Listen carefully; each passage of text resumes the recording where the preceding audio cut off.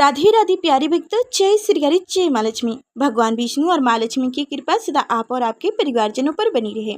आप सभी का दिन शुभ और मंगलमय हो। आज हम प्रस्पान करेंगे बृहस्पतिवार व्रत कथा यानी गुरुवार व्रत कथा। भगवान बृहस्पति देव की पूजा अर्चना के लिए बृहस्पतिवार को व्रत करके बृहस्पतिवार की व्रत कथा को पढ़ने अथवा किसी दूसरे स्त्री पुरुष द्वारा सुनने की प्राचीन परंपरा है। बृहस्पतिवार का व्रत करने और व्रत कथा सुनने से स्त्री पुरुष की सभी मनोकामनाएं पूर्ण होती हैं। इस व्रत से धन संपत्ति की प्राप्ति होती है, निसंतानों को पुत्र प्राप्त होता है, परिवार में सुख शांति बनी रहती है, सभी आनंद पूर्वक रहते हैं। बृहस्पतिवार को सूर्योदय से पहले उठकर स्नान आदि से निर्वित होकर भगवान बृहस्पति देव का स्मरण करते हुए व्रत का आरंभ करना चाहिए। उपासक को घर के किसी कक्ष में छोटा अथवा बड़ा पूजा स्थल बनाकर उसमें भगवान बृहस्पति देव की प्रतिमा की स्थापित करनी चाहिए। घर के समीप किसी मंदिर में जाकर भी भगवान बृहस्पति देव की पूजा की जा सकती है। भगवान बृहस्पति देव पूजा में पीले रंग के पुष्प और पीले रंग की सामग्री को विशेष रूप से पसंद करते हैं, इसलिए स्नान के बाद पीले रंग के वस्त्र धारण करने का विशेष महत्व बताया गया है। पीले रंग के पुष्प, केले और पीले चंदन से भगवान बृहस्पति देव की पूजा का विधान है। बृहस्पतिवार के व्रत में उपासक को पूरे दिन में एक समय ही भोजन करना चाहिए। व्रत करने वाले पुरुष बृहस्पतिवार को दाढ़ी एवं सिर के बाल न कटवाएं। पूजा के समय भगवान बृहस्पति देव से जो मनोकामनाएं प्रकट की जाती है वो उस मनोकामनाओं को पूर्ण करते हैं। इस व्रत में व्रत कथा पढ़ने और श्रवण करने का विशेष महत्व है। तो अब आप सभी लोग बृहस्पतिवार व्रत कथा ध्यान पूर्वक सुनेगा। कथा सुनने से पहले आप सभी से अनुरोध है कि कमेंट बॉक्स में जय बृहस्पति देव जरूर लिखिएगा और लाइक और चैनल को सब्सक्राइब अवश्य कीजिएगा। तो अब ध्यान पूर्वक कथा को सुनिए, एक बार प्रेम से बोलिए भगवान बृहस्पति देव की जय हो। बहुत पहले समय की बात है। भारतवर्ष में एक राजा राज्य करता था। वह अति प्रतापी और दानी था। वह प्रतिदिन मंदिर में भगवान दर्शन करने जाता था और गुरु और ब्राह्मण की सेवा भी करता था। उनके द्वार से कोई भी याचक निराश नहीं लौटता था। वह प्रत्येक गुरुवार को व्रत रखता और पूजन किया करता था। हर दिन गरीबों की मदद करता, परंतु यह सब बातें उसकी रानी को पसंद नहीं थी। वह ना तो व्रत रखती और ना ही किसी को एक भी पैसा दान में देती थी। वह राजा को भी ऐसा करने से रोकती थी। यह उस समय की बात है जब राजा शिकार खेलने वन को चले गए थे। महल में सिर्फ रानी और दासी थी। उस समय गुरु बृहस्पति साधु का रूप धारण कर राजा के दरवाजे पर भिक्षा मांगने आए। साधु ने रानी से भिक्षा मांगी तो वह कहने लगी, हे साधु महाराज, मैं इस दान पुण्य से तंग आ गई हूँ। इस काम के लिए तो मेरे पति देव ही बहुत हैं। अब आप ऐसी कृपा करें कि इस सारा धन नष्ट हो जाए ताकि मैं आराम से रह सकूं। साधु का वेश धरे बृहस्पति देव ने कहा, हे देवी, तुम बड़ी विचित्र हो। संतान और धन से कोई दुखी नहीं होता है, सभी इसे चाहते हैं। पापी भी पुत्र और धन की इच्छा करता है। अगर तुम्हारे पास धन बहुत है तो भूखे मनुष्यों को भोजन करा दो, ब्राह्मणों को दान दो, प्याऊ लगवाओ, धर्मशाला बनवाओ, कुआं, तालाब, बावड़ी, बाग, बगीचे आदि बनवाओ तथा निर्धन की कुंवारी कन्याओं का विवाह करा दो। साथ ही यज्ञ करो। इस प्रकार के कर्म से आपके कुल एवं आपका नाम लोक परलोक में प्रसिद्ध होगा, यूँ तुम्हें भी स्वर्ग की प्राप्ति होगी।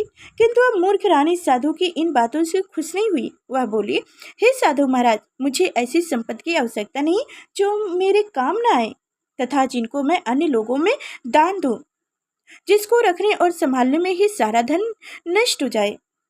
साधु ने रानी को समझाने का बहुत प्रयास किए, परंतु रानी अपनी बात पर अडिग रही। तब साधु ने कहा, हे देवी, यदि तुम्हारी ऐसा इच्छा है तो जैसे मैं तुम्हें बताता हूँ तुम वैसे ही करना। बृहस्पतिवार के दिन गोबर से घर को लीपकर अपने केसों को पीली मिट्टी से धोना। केसों को धोते समय स्नान करना।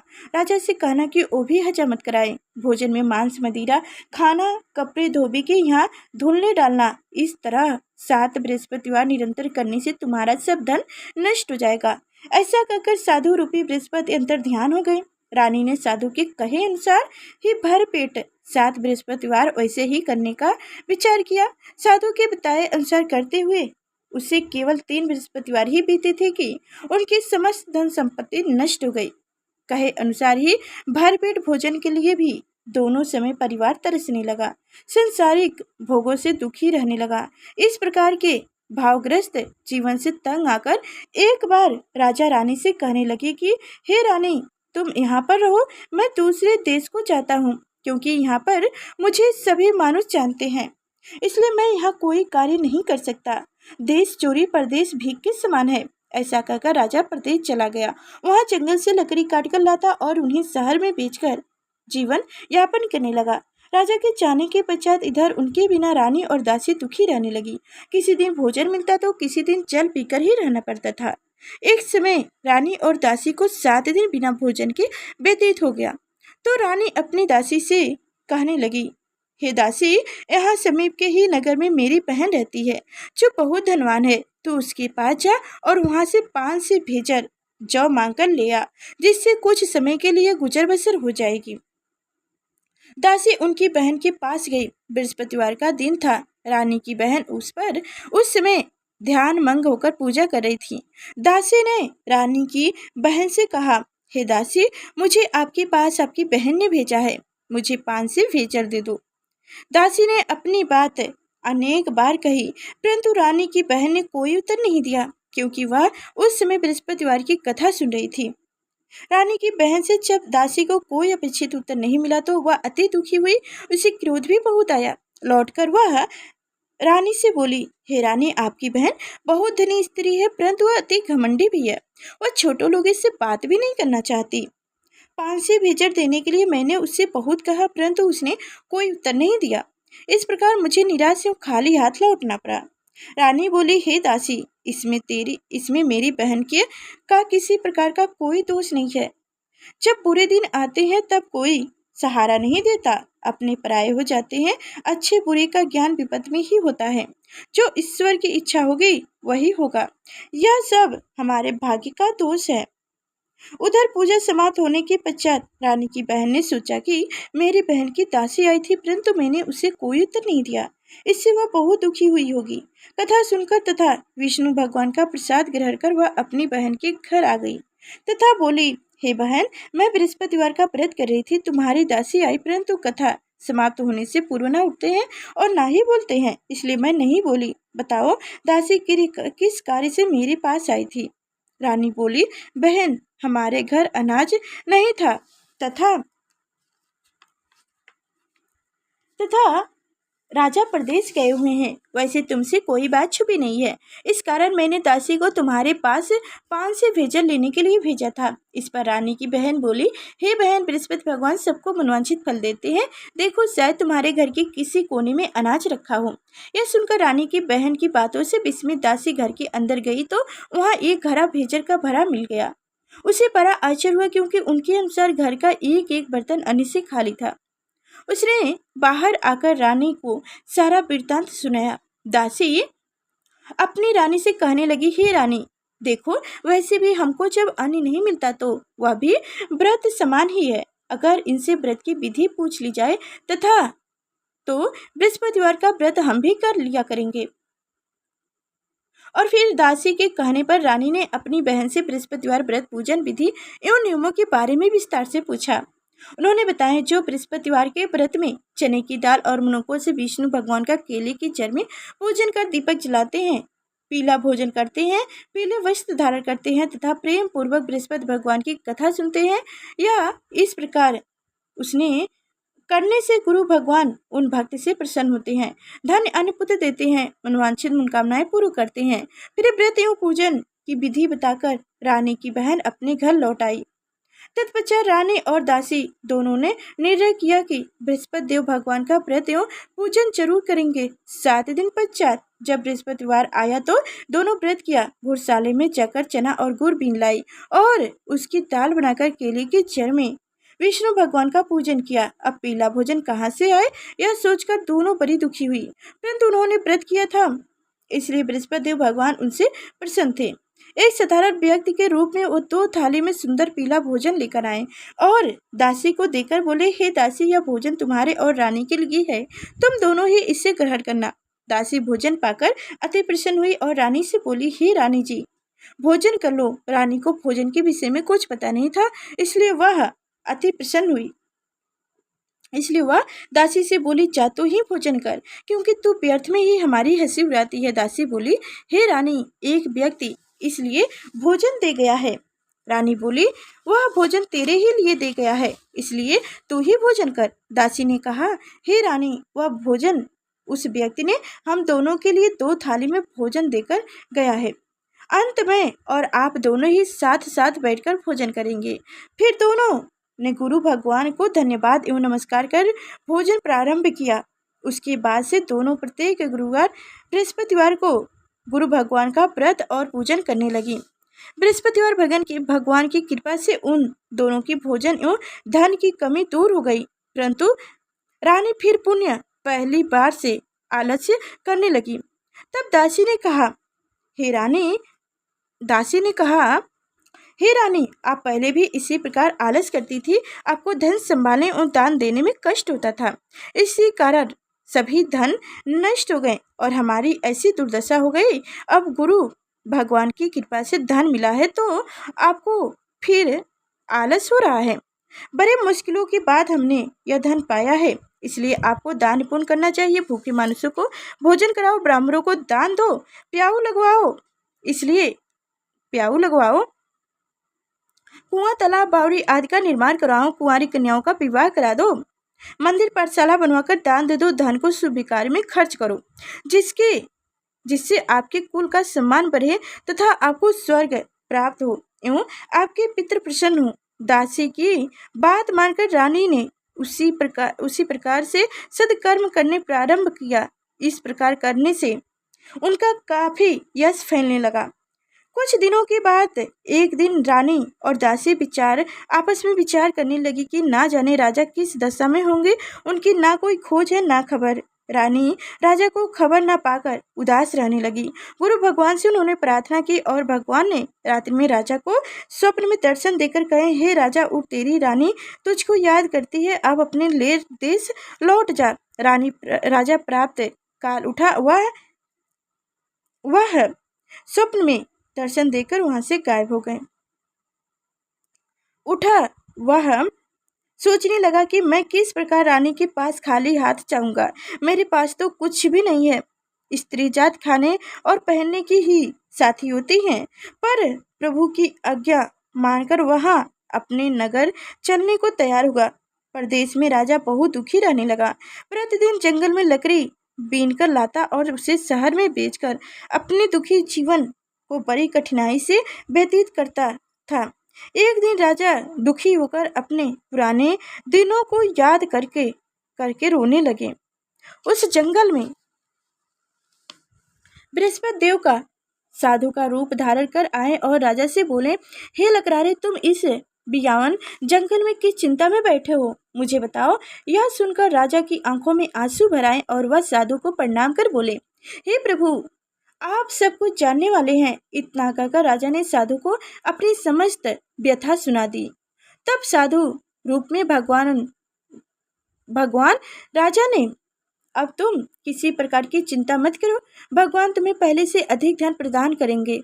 तुम्हारी पत्नी ने बृहस्पतिवार का व्रत प्रारंभ कर दिया है। अब तुम भी बृहस्पतिवार का व्रत करके चने की दाल एवं गुड़ चल के लोटे में डालकर केले का पूजन करो, फिर कथा कहो या सुनो। भगवान तुम्हारी सभी मनोकामनाओं की पूर्ति करेंगे।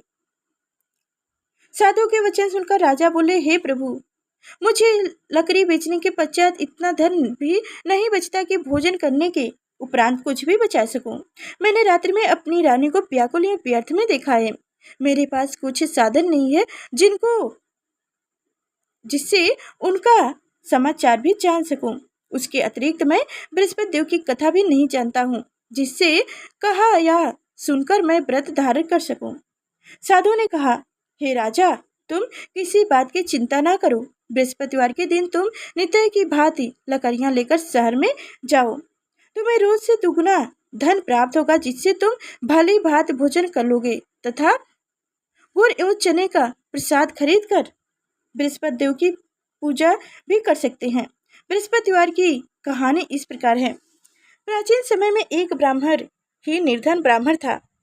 उनकी कोई संतान नहीं थी। ब्राह्मण नित्य पूजा पाठ करता हुआ स्वभाव से दयालु तथा धार्मिक विचारों वाला व्यक्ति था, परंतु उसकी पत्नी बहुत मलिनता के साथ रहती थी। वह ना तो स्नान करती और ना ही ठीक से कार्य करती। अपनी पत्नी को ऐसा आदत के कारण ब्राह्मण देवता बहुत दुखी रहते थे। वह अपनी पत्नी को बहुत समझाते किंतु उसका कोई परिणाम ना निकलता। भगवान की कृपा से ब्राह्मण की स्त्री के कन्या उत्पन्न हुई। वह कन्या ब्राह्मण के घर में बड़ी होने लगी। वह बालिका प्राप्त काल ही स्नान करके भगवान विष्णु का जप करती, बृहस्पतिवार का व्रत भी करने लगी। पूजा पाठ समाप्त कर पाठशाला जाती तो अपनी मुट्ठी में जौ भरकर जाती और पाठशाला जाने के मार्ग में डालती जाती। भगवान बृहस्पति देव की कृपा से वही जौ स्वर्ग के हो जाते तो लौटते समय उनको बीनकर घर ले आती। एक दिन वह बालिका सूप में उन सोने के जौ को फटक साफ कर रही थी, तभी उसकी माँ ने उसे देख लिया और कहा, हे बेटी, सोने के जौ को फटकने के लिए सूप भी तो सोने का होना चाहिए। दूसरे दिन बृहस्पतिवार था। कन्या ने व्रत रखा और भगवान बृहस्पति से प्रार्थना करके कही, यदि मैं सच्चे मन से श्रद्धापूर्वक आपका पूजन या व्रत किया हो तो कृपया मुझे सोने का सूप दे दो। बृहस्पति देव ने उसकी प्रार्थना स्वीकार कर ली। नित्य की भांति वह कन्या जौ फैलाती हुई पाठशाला चली गई। पाठशाला से लौटकर जब वह जौ बीन रही थी तो बृहस्पति भगवान की कृपा से उसे सोने का सूप प्राप्त हुआ। उन सोने के सूप को वह घर ले आई और उससे जौ साफ करने लगी, परंतु उसकी माँ का आश्चर्य वैसे ही रहा। एक दिन वह कन्या सोने के सूप में जौ फैलाकर साफ कर अपने आश्चर्य पर नगर का राजकुमार वहां से देखकर निकल गए। कन्या के रूप एवं कार्य को देखकर राजकुमार कन्या पर मोहित हो गए। राजमहल लौटकर राजकुमार अन्न और जल त्याग कर उदास होकर लेट गए।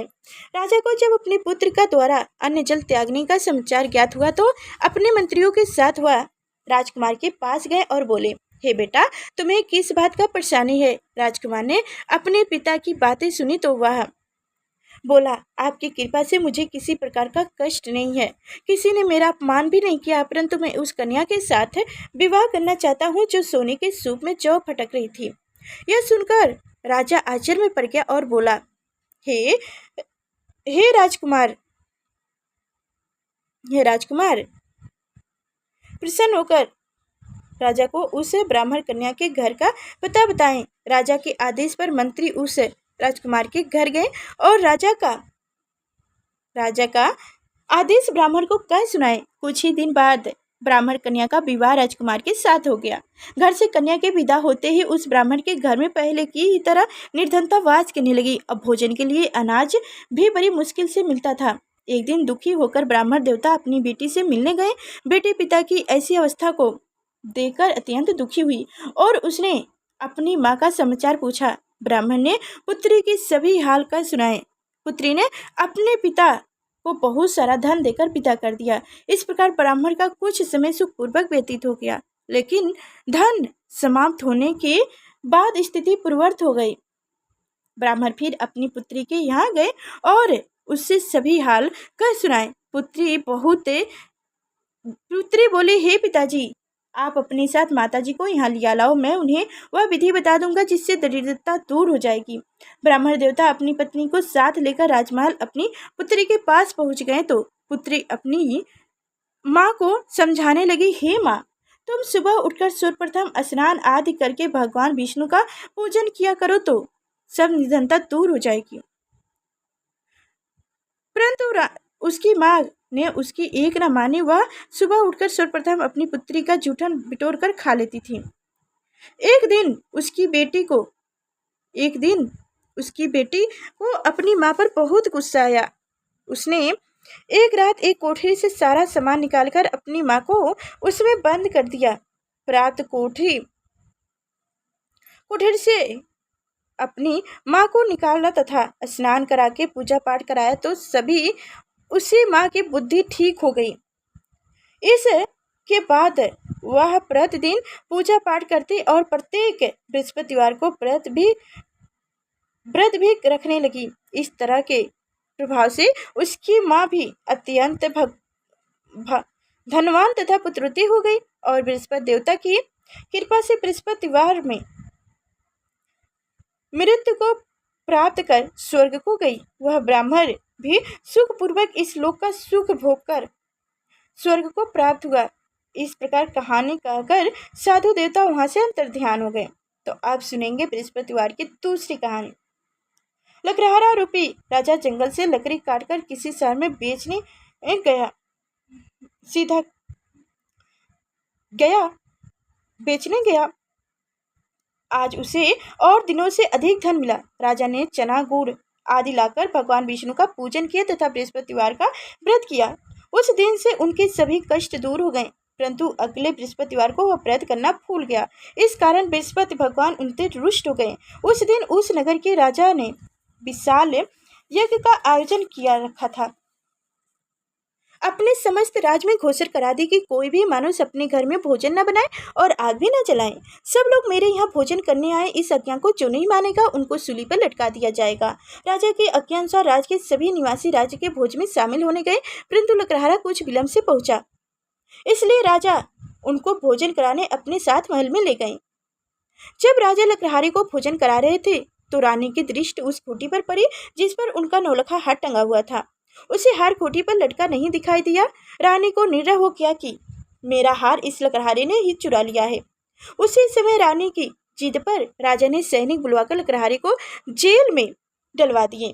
जेल खाने में बंद हुआ लकड़हारा बहुत दुखी होकर विचार करने लगा कि ना जाने कौन से पूर्व जन्म से कुकर्म से मुझे यह दुख प्राप्त हुआ है।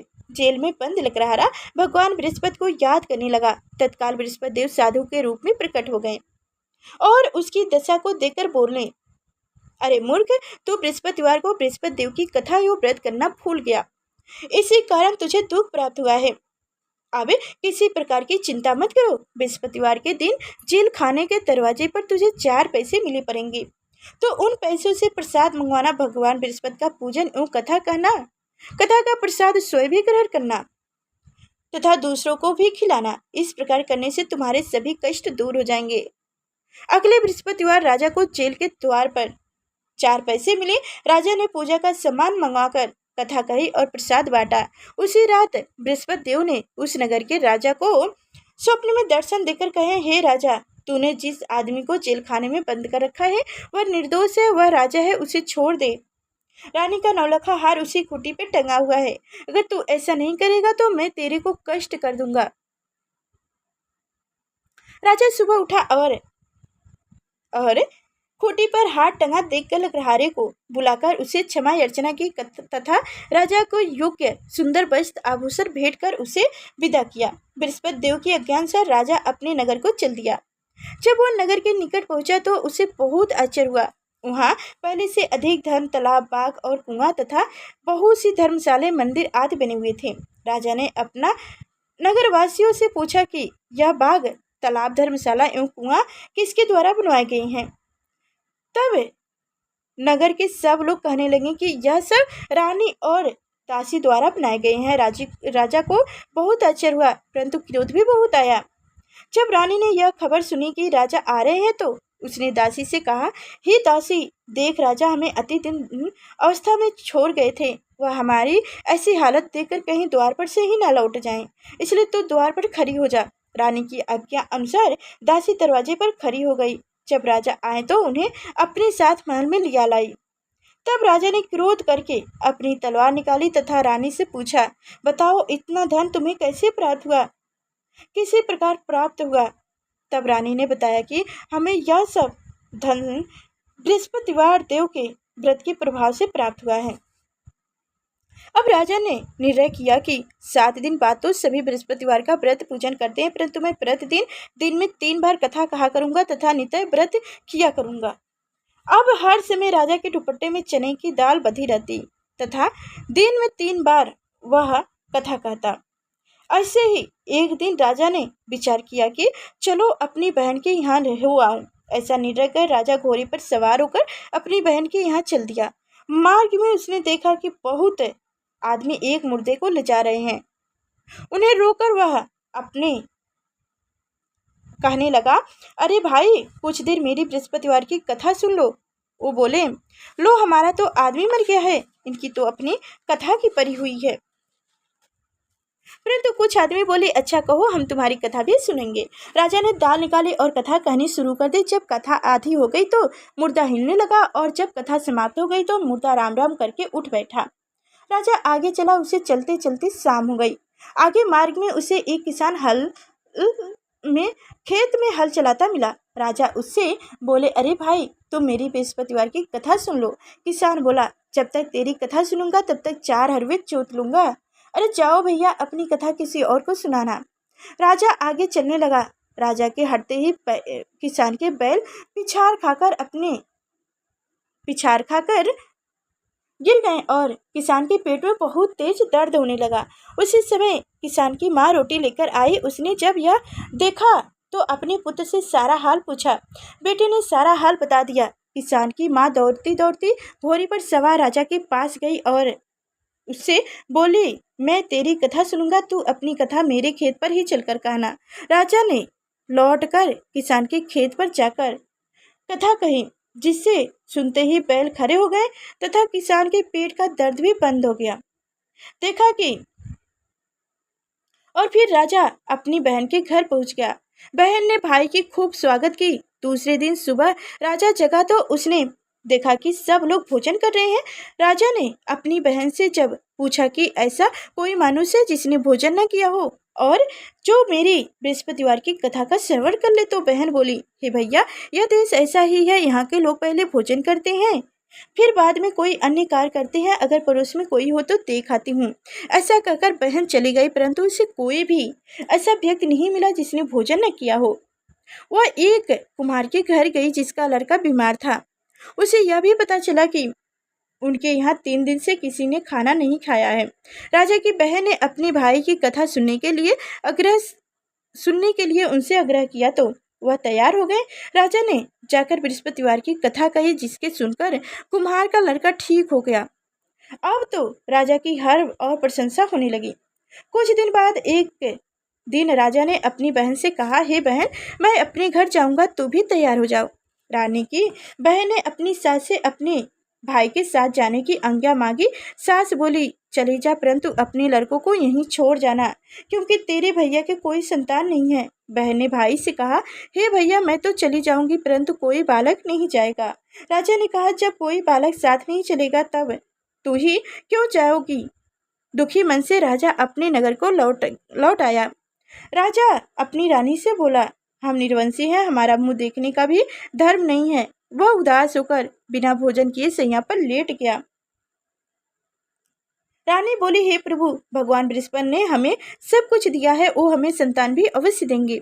उसी रात बृहस्पति देव ने राजा को स्वप्न में दर्शन देकर कहे, हे राजा, उठ, सभी सोच त्याग दे, तेरी रानी गर्भवती है। राजा को यह जानकर अति प्रसन्न हुई। 9वें महीने रानी के गर्भ से एक सुंदर पुत्र रूपी रतन पैदा हुआ। तब राजा बोले, हे रानी, स्त्री बिना भोजन के रह सकती है, परंतु बिना कहे नहीं रह सकती। जब मेरी बहन आए तो तुम उससे कुछ मत कहना। रानी ने हाँ कर दी। घोड़े चढ़कर नहीं आई, गधे चढ़कर आई। राजा की बात सुनकर रानी की बहन बोली, भाई, मैं इस प्रकार ना कहती तो तुझे औलाद कैसे मिलती। भगवान बृहस्पति ऐसे ही हैं, जैसे जिनके मन में मनोकामनाएं हैं, सभी को पूर्ण और मनोवांछित फल देते हैं।